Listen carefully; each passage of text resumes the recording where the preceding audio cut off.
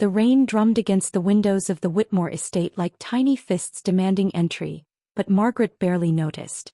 She sat at the mahogany dining table, her fingers wrapped around a cold cup of tea, staring at the obituary section of the morning paper. Her father's name, Henry Blackwood, appeared in modest black print among the other souls who had departed this world. 73 years old, survived by his daughter Margaret, preceded in death by his beloved wife Eleanor. The words felt surreal, as if they belonged to someone else's life. Still wallowing, I see, Edmund's voice cut through her thoughts like a blade. Her husband strode into the dining room, his perfectly pressed suit a stark contrast to her wrinkled dress from the day before. He hadn't attended the funeral, claiming a business meeting was more pressing than paying respects to that old groundskeeper. Margaret looked up at him, her eyes red-rimmed from crying. He wasn't just a groundskeeper, Edmund. He was my father. Edmund snorted, adjusting his gold cufflinks with practiced arrogance. A father who could barely afford to keep you clothed before you married me. Let's not romanticize poverty, darling. He moved to the sideboard, pouring himself coffee from the silver service that had been a wedding gift from his mother. Speaking of which, I trust you're not expecting anything from his estate. What could a man who spent his life trimming hedges possibly leave behind? The casual cruelty in his tone made Margaret's stomach clench. This was the man she had married 8 years ago, though she sometimes wondered if she had ever truly known him at all. The charming, attentive suitor who had swept her off her feet had gradually revealed himself to be controlling, dismissive, and utterly without compassion for anyone he deemed beneath his social standing.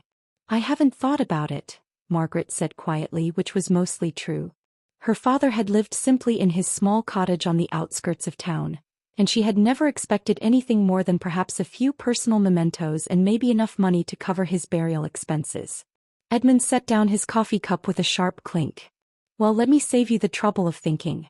Whatever pittance he might have saved belongs to this household now. You seem to forget that wives don't own property independently. Everything you have, everything you are, belongs to me. His eyes glittered with a cold satisfaction. You don't receive anything, everything is mine. The words hit Margaret like a physical blow. She had grown accustomed to Edmund's condescension over the years, his constant reminders of how he had rescued her from a life of mediocrity. But this felt different. This felt like a line crossed, a final mask dropped to reveal the true depth of his contempt. How can you say that? She whispered, her voice barely audible above the continuing rain. He just died, Edmund. Yesterday. Can't you show even a shred of decency? Edmund laughed, a sound devoid of warmth. Decency doesn't pay for this house, Margaret. Decency doesn't maintain your lifestyle, your clothes, your comfortable existence. Your father's death changes nothing about our arrangement.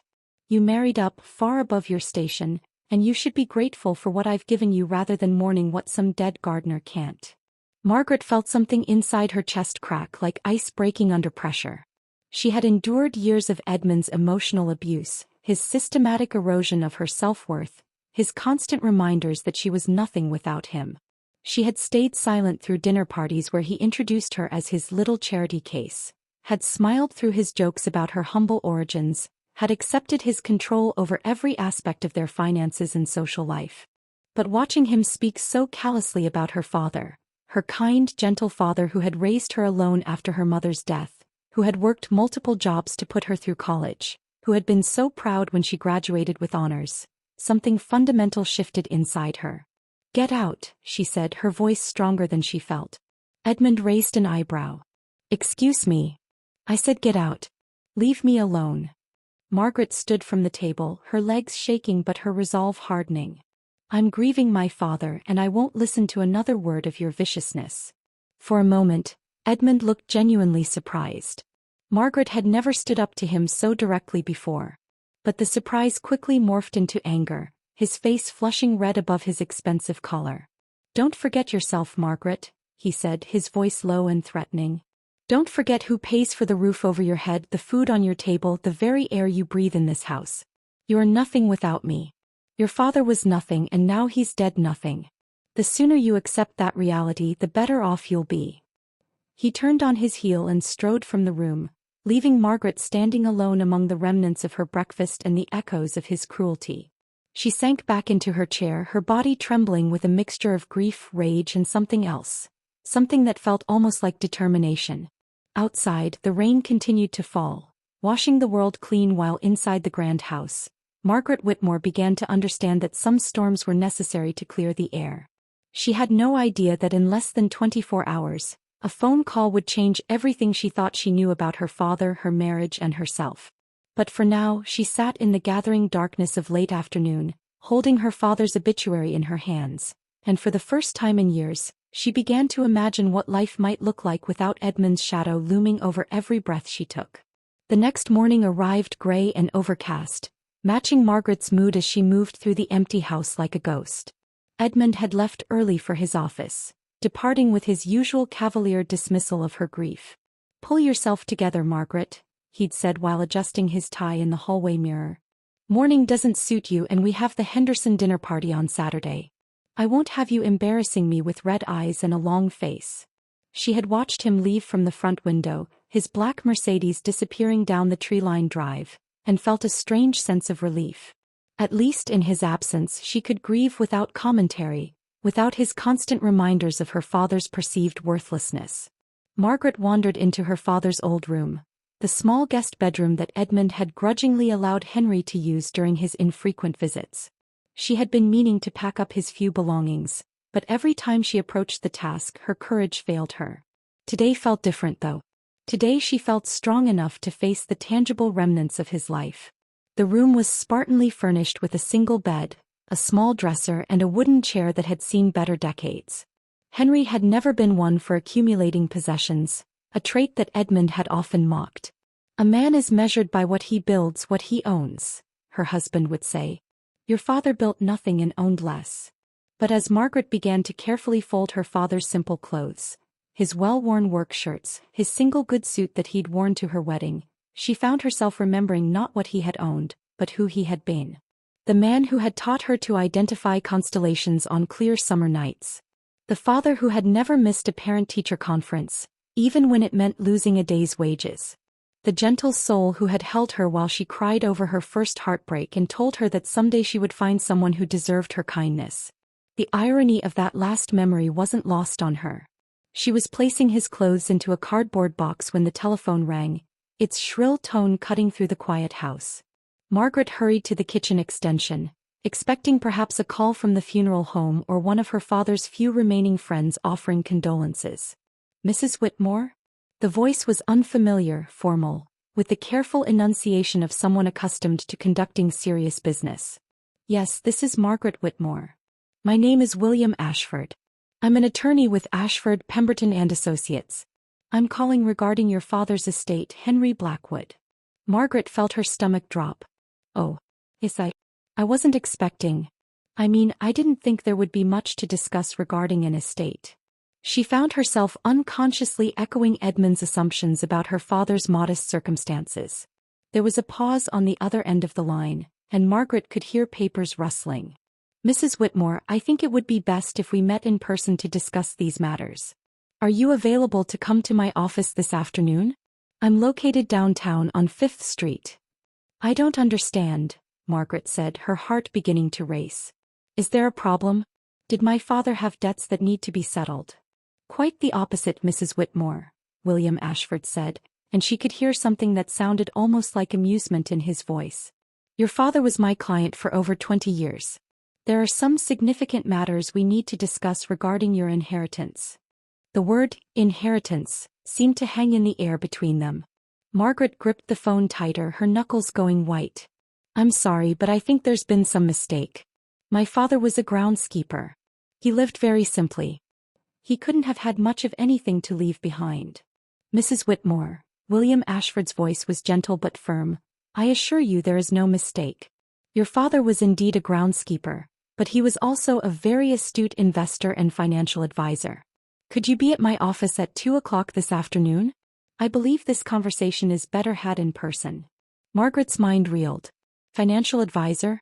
Her father had never mentioned anything about investments or money beyond his simple wages. She tried to remember any hints, any clues that might have suggested he was more than what he appeared to be, but came up empty. "Mrs. Whitmore? Are you still there?" "Yes, Yes, I can be there at 2 o'clock. She scrambled for a pen and paper, writing down the address he provided. Mr. Ashford, can you give me any idea what we're talking about here? I'm completely in the dark. Another pause, then, Mrs. Whitmore, your father left you a substantial inheritance. I think it's best if we discuss the details in person, but I want you to know that your financial circumstances are about to change significantly. After she hung up the phone, Margaret stood in her kitchen for a long time, staring at the piece of paper with the attorney's address written in her shaking handwriting. Substantial inheritance. Financial circumstances about to change significantly. The words seemed to belong to someone else's life, someone else's story. She thought about Edmund's words from the day before. You don't receive anything, everything is mine.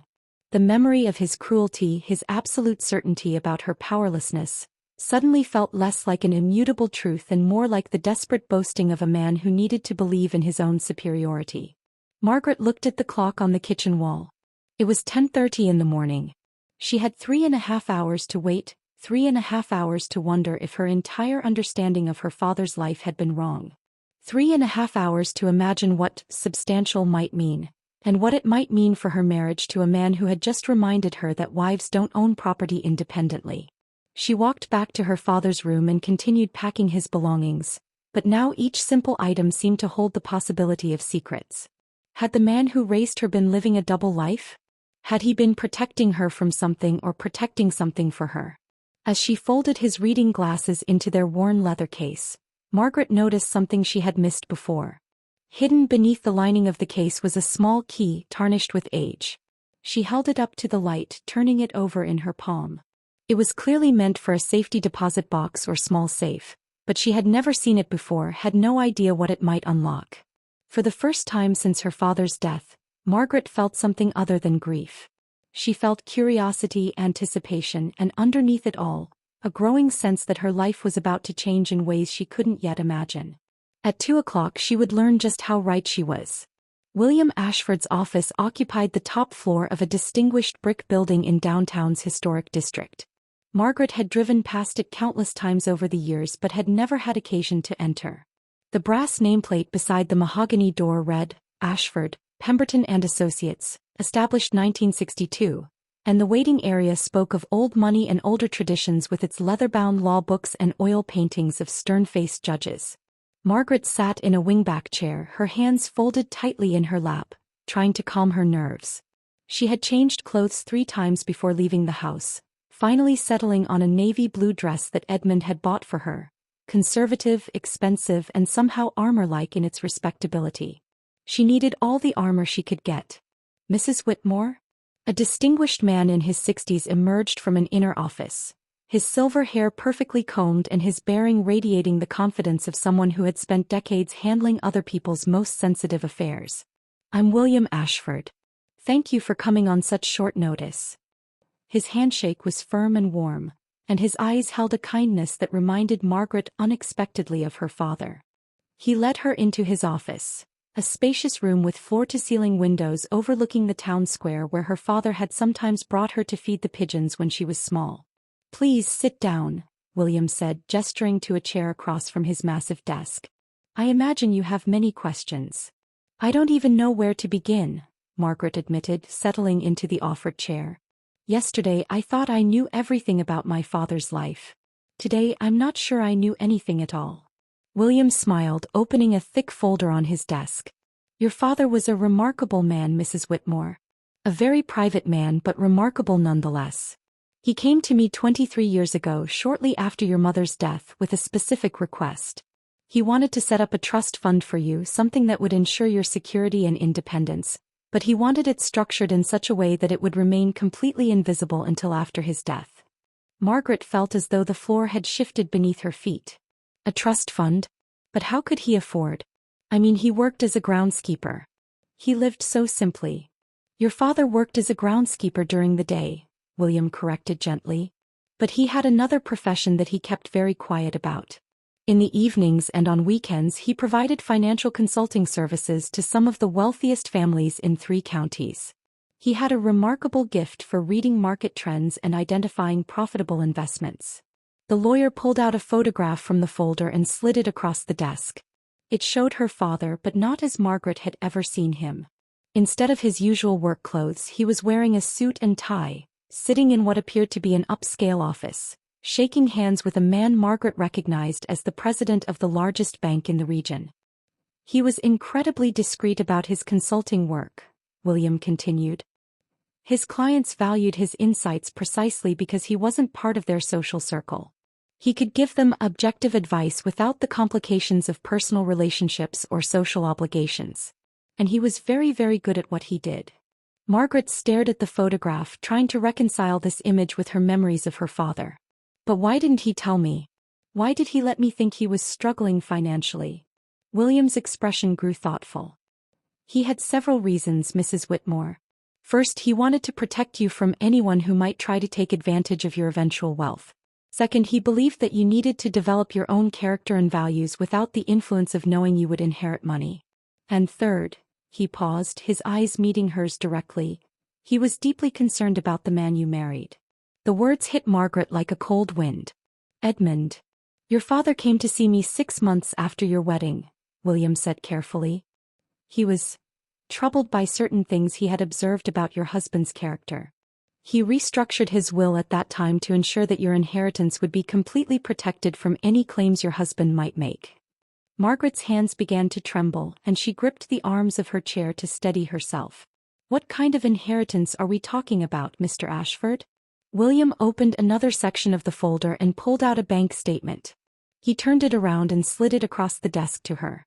Margaret looked down at the numbers and felt the world tilt on its axis. The account balance showed $2,847,362. That's the primary account, William said quietly. There are also several investment portfolios, a piece of commercial real estate in the next county, and a few other smaller assets. In total, your father's estate is valued at approximately $3.2 million. Margaret stared at the numbers, but they seemed to swim on the page. She blinked hard, certain she was misreading them, but they remained stubbornly unchanged. This can't be right, she whispered. I assure you it is, William said. Your father was extraordinarily careful with money. He lived simply because he chose to, not because he had to. Every dollar he didn't spend on himself was invested for your future. The trust is structured so that the money transfers directly to you, with no possibility of your husband claiming any portion of it as marital property. Margaret looked up from the bank statement, her eyes wide with shock. Edmund said, yesterday he told me that wives don't own property independently. He said everything I have belongs to him. William's jaw tightened almost imperceptibly. Your husband is incorrect about the law, Mrs. Whitmore. Inherited property, especially when it's held in a properly structured trust, remains the separate property of the inheritor. Your father was very specific about this point. The lawyer pulled out another document. This is a letter your father wrote to you. He asked me to give it to you when we met to discuss the inheritance. Margaret took the envelope with shaking hands. Her name was written on the front in her father's careful script. She opened it slowly, unfolding 2 sheets of his familiar handwriting. My dearest Margaret, the letter began. If you are reading this, then I am gone and William has told you about the money. I know this must come as a shock, and I know you must have questions about why I kept this secret from you. The truth is I was afraid. Not of poverty, I had known poverty and it didn't frighten me. I was afraid of what wealth might do to you, and I was afraid of what knowledge of wealth might bring into your life. I watched you grow into a woman of extraordinary kindness and integrity, someone who judged people by their character rather than their bank accounts. I didn't want money to change that about you. But I was also afraid for you after you married Edmund. I tried to warn you about him before the wedding, but you were so in love, so hopeful. I saw how he spoke to service workers, how he treated people he considered beneath him. I saw the way he looked at you sometimes like you were a possession rather than a person. I hoped I was wrong about him, but I prepared for the possibility that I wasn't. This money is not just an inheritance, Margaret. It's your freedom. It's the power to choose your own path, to leave situations that harm you, to build the life you truly want rather than the life others expect you to accept. You don't have to stay anywhere you're not valued. You don't have to tolerate anyone who treats you as less than you are. I love you more than words can express. I am proud of the woman you became with or without this money. But I hope it gives you the courage to demand the respect and love you deserve. Your devoted father, Henry Blackwood. By the time Margaret finished reading, tears were streaming down her face. She looked up at William, who was watching her with gentle concern. Take your time, he said softly. This is a lot to process. Margaret wiped her eyes with the tissue he offered, her mind racing. $3 million. Her father had left her $3 million and Edmund had no claim to any of it. Yesterday she had been a powerless wife, completely dependent on a man who treated her with contempt. Today she was wealthy in her own right with resources Edmund couldn't touch. What happens now? She asked. Now, William said, you decide what you want to do with your life.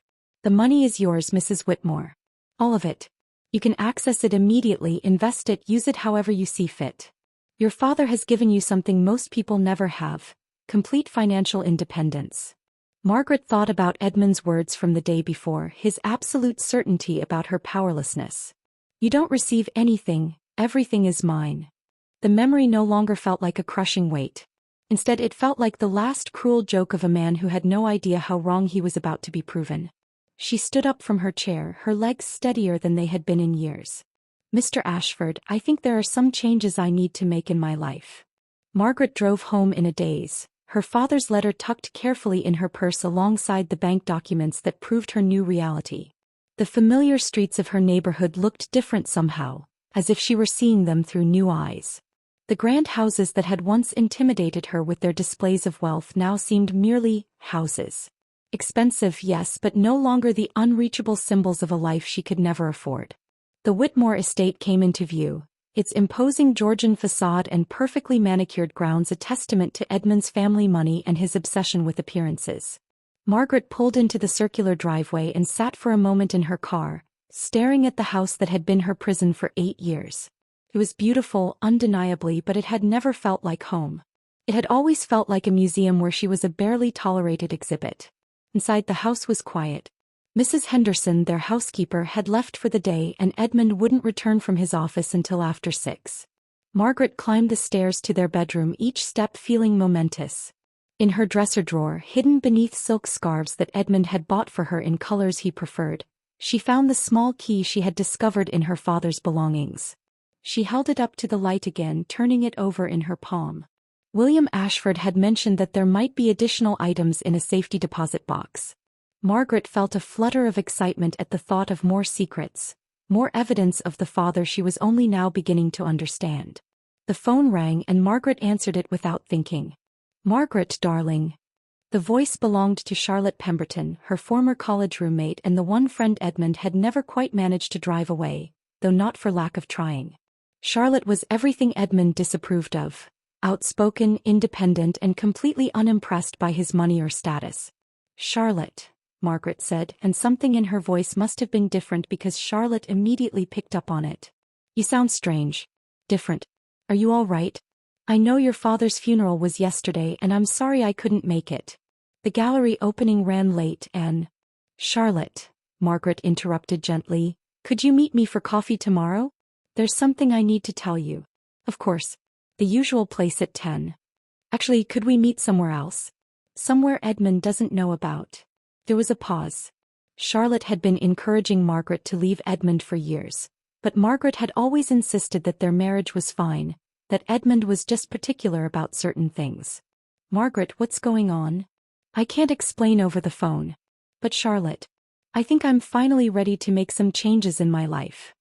The next morning, Margaret met Charlotte at a small cafe in the Arts District, far from Edmund's usual haunts. Charlotte arrived first, her auburn hair wild from the autumn wind, her artist's clothes paint-splattered and comfortable. She stood up as Margaret approached, taking in her friend's appearance with sharp eyes. You look different, Charlotte said without preamble. What's happened? Margaret sat down across from her oldest friend and for the first time in years, told the complete truth. She told Charlotte about Edmund's cruelty after the funeral, about the mysterious phone call from William Ashford, about the staggering inheritance that had changed everything overnight. Charlotte listened without interruption, her eyes growing wider with each revelation. When Margaret finished, Charlotte sat back in her chair and let out a low whistle. $3 million, she said softly. Margaret, do you understand what this means? I think so, Margaret said, though she was still processing the full implications herself. "It means you never have to listen to Edmund's voice again unless you choose to," Charlotte said fiercely. "It means you can live wherever you want, do whatever you want, be whoever you want to be. It means you're free." The word hung between them like a promise. Free. Margaret had almost forgotten what that word meant. "I don't even know where to start," Margaret admitted. "I've been Mrs. Edmund Whitmore for so long, I'm not sure I remember how to be just Margaret." Charlotte reached across the table and squeezed her friend's hand. "Then we'll figure it out together. But first you need to protect yourself. Does Edmund know about the inheritance?" "Not yet. But he'll find out eventually. He monitors our finances obsessively." "Not these finances," Charlotte reminded her. "This money is yours alone. But you need to be smart about this, Margaret. Men like Edmund don't give up control easily." Margaret nodded, thinking about her husband's reaction when she had dared to stand up to him 2 days ago. His surprise had quickly turned to anger, and she had no doubt that discovering her financial independence would provoke a much stronger response. "I need to find the safety deposit box first," Margaret said, pulling out the small key. "My father left this, and the lawyer mentioned there might be additional items." Charlotte examined the key. "This looks like it's from First National Bank. They have safety deposit boxes in the basement level." They went to the bank together, and Margaret's name was indeed on the list of authorized users for box 247. The bank officer, a middle-aged woman with kind eyes, led them down to the vault. "Your father was such a lovely man," she said as she unlocked the box. "He came in regularly, always so polite and well-dressed. I was sorry to read about his passing in the paper." Margaret slid the metal box out of its slot and carried it to a private viewing room. Her hands shook slightly as she opened it, Charlotte standing supportively beside her. Inside were documents, photographs, and jewelry. Margaret picked up a strand of pearls she had never seen before, clearly expensive and beautifully lustrous. There was also a diamond necklace and matching earrings, elegant and timeless. "These were your mother's," Charlotte said softly, reading over Margaret's shoulder from a note in Henry's handwriting attached to the jewelry box. "He writes that he had them appraised and insured, but he wanted you to have them when you were ready." There were also photographs, dozens of them, showing Henry with clients at award ceremonies, even at what appeared to be a formal dinner where he was being honored for his financial expertise. In every photo he looked confident and successful, a far cry from the humble groundskeeper image Margaret had always held of him. But the most significant item in the box was a thick envelope marked, "For Margaret, open only in case of emergency." Inside was a complete dossier on Edmund Whitmore, including financial records, photographs, and what appeared to be a private investigator's report. Margaret's blood ran cold as she read through the documents. Edmund had been having affairs throughout their marriage. He had substantial gambling debts that he had hidden from her. Most damaging of all, he had been systematically moving money out of his family's accounts into offshore holdings, apparently to avoid potential creditors. "Your father had him investigated," Charlotte said, reading over Margaret's shoulder. "Margaret, some of these dates. Edmund was seeing other women even during your honeymoon period." Margaret felt a strange mixture of devastation and relief. The devastation was expected. Learning about her husband's betrayals was painful, even when the marriage itself had been loveless for years. But the relief was stronger. Every revelation about Edmund's character made her decision easier. "There's one more thing," Charlotte said, pulling out a final document from the envelope. It was a letter from Henry to Margaret, dated just 3 months before his death. "My dear Margaret," it read, "if you are reading this, then you have discovered the truth about your husband. I am sorry to be the bearer of such painful news, but I believe you deserve to know the truth about the man you married. The evidence in this box is yours to use as you see fit. If you choose to leave him, it will protect you in any legal proceedings. If you choose to stay, at least you will do so with full knowledge of who he truly is. Either way, you now have the resources to make your choice freely. I love you and I believe in your strength. Your father, Henry." Margaret closed the folder and looked at Charlotte, who was watching her with concern and fierce protectiveness. "What are you going to do?" Charlotte asked. Margaret thought about Edmund's words from 2 days ago, his absolute certainty about her powerlessness. She thought about 8 years of emotional abuse, of being made to feel small and worthless and dependent. She thought about her father's love, his careful planning, his determination to give her the tools she would need to escape. "I'm going to take my life back," she said quietly. "But first I think it's time Edmund learned a few things about his wife." Margaret spent the day preparing for the conversation that would change everything. She arranged for a hotel room at the Carlton, the finest establishment in town, and had her father's inheritance documents, along with the evidence of Edmund's infidelities and financial misconduct, copied and secured with William Ashford. She also opened her own checking account at a different bank, transferring enough money to cover several months of independent living expenses. By the time Edmund arrived home that evening, Margaret felt calmer than she had in years. She was sitting in the living room reading a book when she heard his car in the driveway. For once she didn't jump up to greet him, didn't rush to take his coat or ask about his day. She simply continued reading.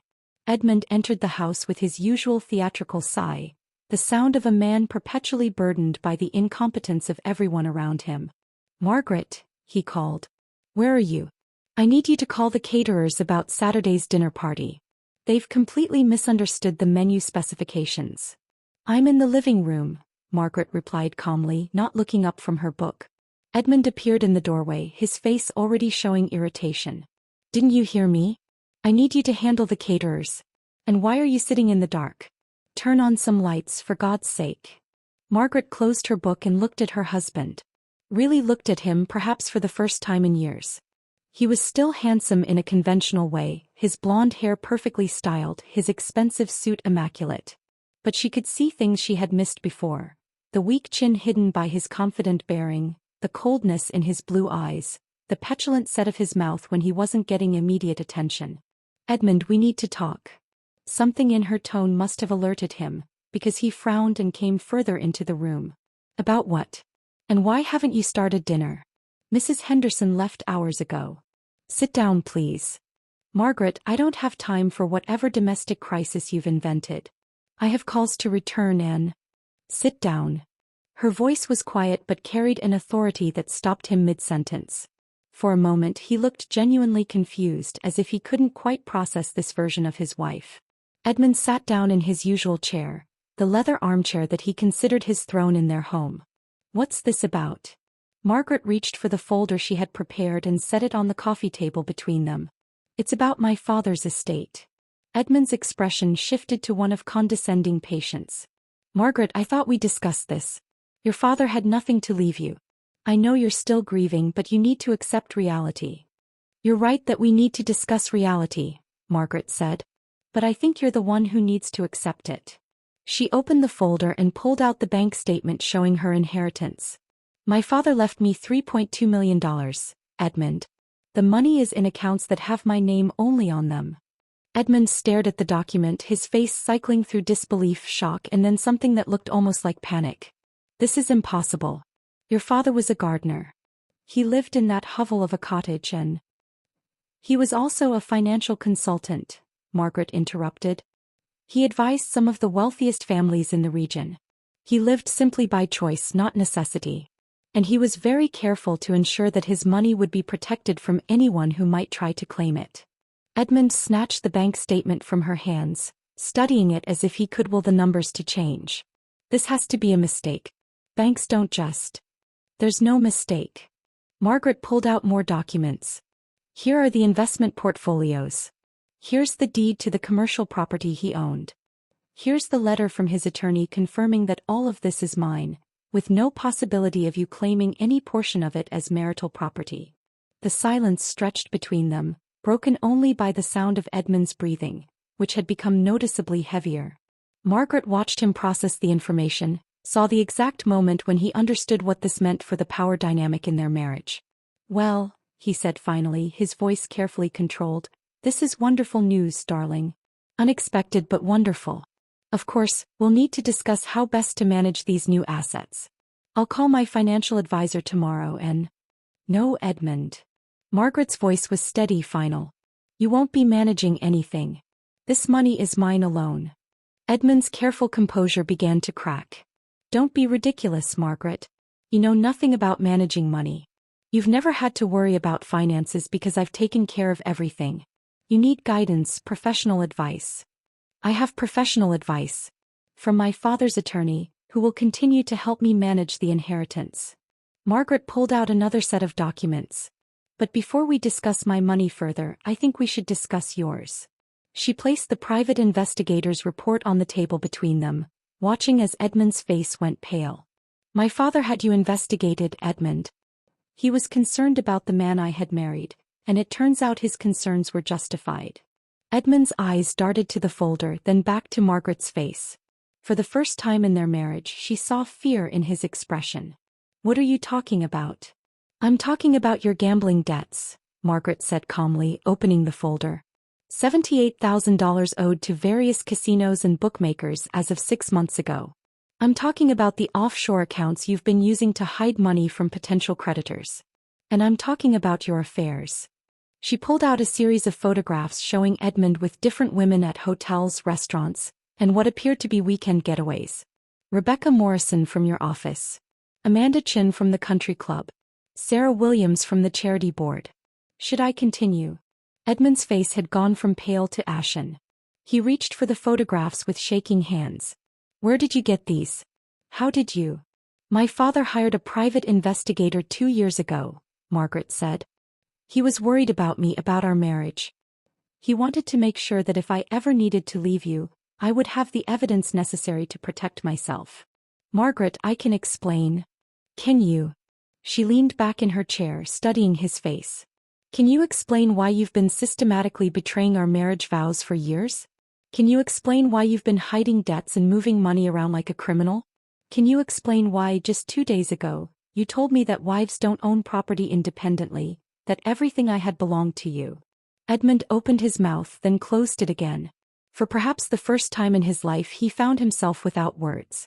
The truth is, Edmund, that everything you said about our marriage was backwards, Margaret continued. I don't need you. I never needed you except that I was young and foolish enough to believe I did. But you need me. You need my inheritance, my social standing as the grieving daughter of a respected man, my reputation to help cover up your scandals. That's not true, Edmund said weakly, but they both knew it was. Margaret stood up, smoothing down her dress. I'm leaving you, Edmund. Tonight. I've already packed my things and moved them to a hotel. Tomorrow, I'll be meeting with a divorce attorney. You can't do this, Edmund said, his voice rising. You can't just walk away from 8 years of marriage over some misunderstanding. We can work this out. We can go to counseling, we can... There's no misunderstanding, Margaret said firmly. There's just the truth. You've been cheating on me, lying to me, and emotionally abusing me for years. The only reason I stayed was because I thought I had no choice. Now I know I do. Edmund stood up abruptly, his face flushing red with anger. This is about that old man filling your head with nonsense, isn't it? He never liked me, never thought I was good enough for his precious daughter. He was right not to like you, Margaret said quietly. He saw who you really were long before I did. You ungrateful little... Edmund stepped toward her, his hand raised, and for a moment Margaret thought he might actually strike her. But something in her expression, some new strength in her bearing, made him stop. If you touch me, Margaret said, her voice deadly calm, I will have you arrested. And then I will make sure every person in your social circle, every business contact, every member of your precious country club sees the evidence of exactly what kind of man you are. Edmund lowered his hand, but his eyes were filled with a rage Margaret had never seen before. You think you can just take everything and walk away? You think your father's money makes you better than me? I don't think money makes me better than anyone, Margaret said. But I know that having my own money means I don't have to tolerate being treated badly by someone who's supposed to love me. She picked up her purse and walked toward the door. My attorney will be in contact with you about the divorce proceedings. Don't try to contact me directly. Margaret, wait. Edmund's voice had shifted again, becoming pleading, desperate. We can fix this. I made mistakes, yes, but we can fix this. You don't have to throw away everything we've built together. Margaret paused at the doorway and looked back at him. For a moment she almost felt sorry for him. He looked smaller somehow, diminished without the power he had wielded over her for so long. We didn't build anything together, Edmund, she said sadly. You built a life for yourself and I was just a supporting player in it. But that's over now. She walked to her car without looking back, even as she heard Edmund calling her name from the front door. As she drove away from the house that had been her prison, Margaret felt something she hadn't experienced in years: hope. The Carlton Hotel suite was beautiful, with tall windows overlooking the town square where her father used to take her to feed the pigeons. Margaret stood at the window, still wearing the navy dress she had chosen for armor that morning, and watched the evening lights come on across the city. Her phone buzzed with text messages from Edmund, first angry, then pleading, then threatening. She turned off the phone and placed it in a drawer. Tomorrow she would give the number to her attorney and have all communication go through legal channels. Tonight, for the first time in 8 years, Margaret Whitmore was truly alone. Not lonely, alone. Free to think her own thoughts, make her own decisions, choose her own future. The silence felt like a gift. She opened the window and breathed in the cool evening air. Somewhere in the distance, church bells were chiming the hour. Margaret closed her eyes and made a silent promise to her father: wherever he was, she would use his gift wisely. She would build a life worthy of the love and sacrifice he had shown her.